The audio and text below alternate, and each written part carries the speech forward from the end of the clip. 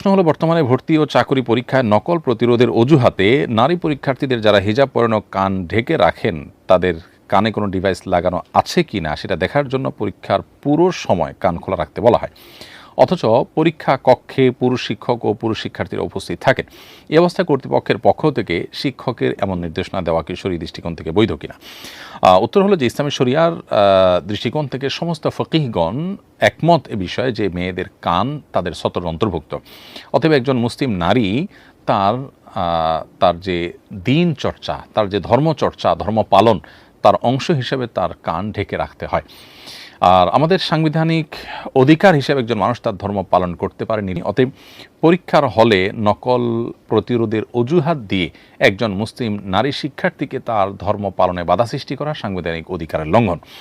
অতএব এটি কোনো শিক্ষক করতে পারেন না। প্রশ্ন হলো, তাহলে নকল প্রতিরোধের কি হবে? উত্তর হলো যে এইটার জন্য শিক্ষার্থীকে নারী পরীক্ষকদেরকে দিয়ে বা নারী দায়িত্বশীলদেরকে দিয়ে তাদেরকে চেক করে ঢোকানো যেতে পারে।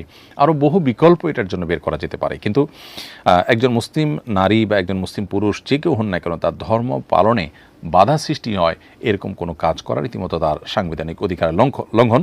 এবং এগুলোর ফলে কিন্তু শিক্ষা প্রতিষ্ঠানে দিন দিন তরুণদের মধ্যে আপনার এ ধরনের ইসলামোফোবিয়ার বিরুদ্ধে বা ইসলামোফোবিক মানুষগুলোর বিরুদ্ধে ক্ষোভ বাড়ছে। এটা দেশের জন্য বা শিক্ষা প্রতিষ্ঠানের জন্য কোনো ভালো কিছু নয়। দায়িত্বশীলরা দায়িত্বশীল আচরণ করবেন, সেটি আমাদের প্রত্যাশা। এবং কেউ যদি ইসলামোফোবিক হয় তাহলে তিনি শিক্ষা প্রতিষ্ঠানগুলোতে এ ধরনের কোনো কাণ্ড করার মধ্য দিয়ে তরুণদেরকে ক্ষিপ্ত করবেন অথবা মানুষকে তার অধিকার থেকে বঞ্চিত করবেন, এটি কোনো অবস্থাতে গ্রহণযোগ্য হয় না।